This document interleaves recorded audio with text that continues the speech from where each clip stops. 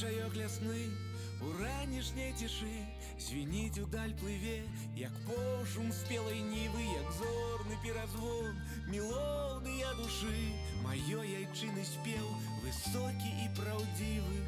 Ти бабуліна казка, ти матуліна ласка, ти гаючая краска, ти от болю замова.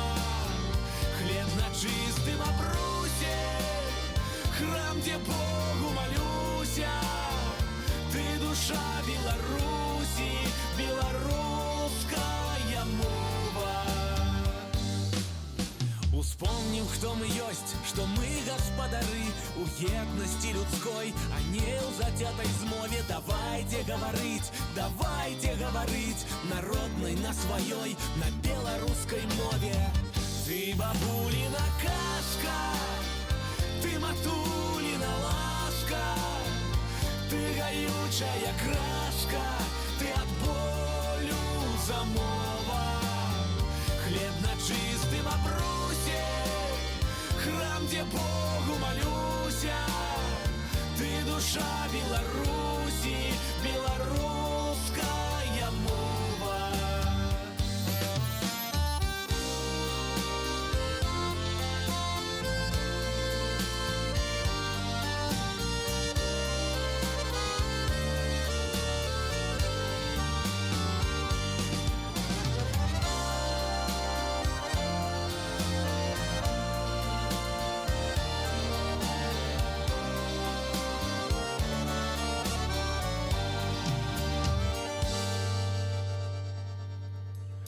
Любов'ю Беларусь мы здолеем согреть.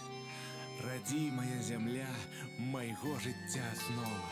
Не дай померти нам, не дай нам онеметь.